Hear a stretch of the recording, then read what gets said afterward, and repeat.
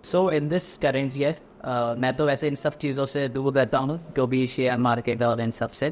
पर मैंने ऐसा सुना है कि इस बार शेयर मार्केट ने बहुत ज़्यादा पैसा दिया है, अर्निंग दी है लोगों को। हो सकता है इलेक्शन है इस वजह से।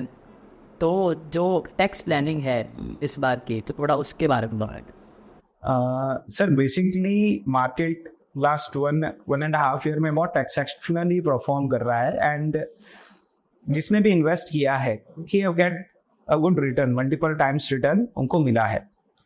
बट शायद इलेक्शन की वजह से गवर्नमेंट ने कुछ करेक्शन मोड डाला था अभी मार्केट में फॉर अ वीक और सो, वो कंटिन्यूसली नीचे जा रहा था। तो शायद इलेक्शन का रोल वहां पे था। अब वो कैसे रोल था या उस टाइम पीरियड में हम ऐसे सिनेरियो में इसको कैसे यूज कर सकते हैं, अपन थोड़ा सा उसके बारे में बात कर लेते हैं। एक छोटा सा टेक्निकल टर्म है जिसको हम बोलते हैं loss harvesting.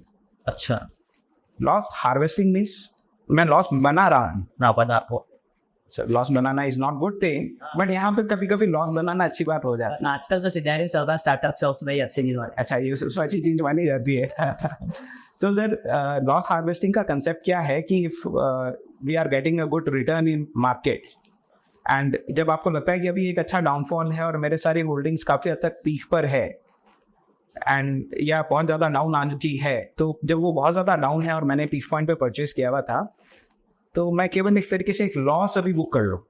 I should sold the shares in loss okay, to just reduce my realised profit. जो मैंने पहले प्रॉफिट रियलाइज कर रखा है शेयर मार्केट में, उसको मैं एक बार रिड्यूस करने के लिए अभी एक बार शेयर सेल आउट कर देता हूँ, and by the next day और इन 2-3 डेज में उनको वापस परचेज कर लेता हूँ। तो बेसिकली मेरा इंटेंट केवल इतना सा है कि एक बार के लिए कुछ लॉस बुक करके मैं मेरी टैक्स प्लानिंग के वे में उसको यूज कर लूँ। सर वैसे हम बोलते हैं टैक्स एविएशन और टैक्स प्लानिंग एक हेयरलाइन डिफरेंस है, but as there is no as such restriction by the income tax department for such transactions, उन्होंने कुछ रिस्ट्रिक्शंस लगा रखे हैं शेयर मार्केट के केसेस के अंदर कि काफी बार पर्सन क्या करता है, केवल डिविडेंड लेने के लिए शेयर बाय करता है। वो शेयर बाय करता है, डिविडेंड आता है और शेयर लॉस में सेल कर देता है, but dividend give him that benefit. तो उन सारे सिनेरियो के अंदर उन्होंने अलग अलग रूल्स दे रखे हैं, बट जो हम अभी सिनेरियो की बात कर रहे हैं उस सिनेरियो का स्पेसिफिक कोई प्रोविजन अभी तक इनकम टैक्स में नहीं है।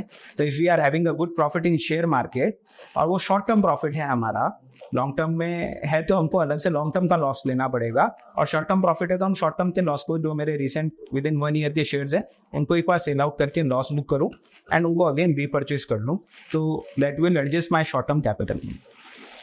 प्लस एक तीन चीज ऐड करेंगे कि शॉर्ट टर्म कैपिटल गेन को शेयर मार्केट ओवर से हो रहा है, ये फ्लैट रेट पे टैक्सेबल है 15% से।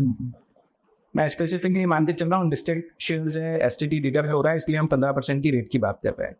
और इसमें थोड़ा सा ड्रॉबैक ये है कि जो भी हम ये LIC PPF वगैरह की बात करते हैं इन्वेस्टमेंट्स की, ये सारे इन्वेस्टमेंट्स का डिडक्शन इसमें नहीं मिलता है। ये डायरेक्ट बेसिस पे टैक्सेबल है।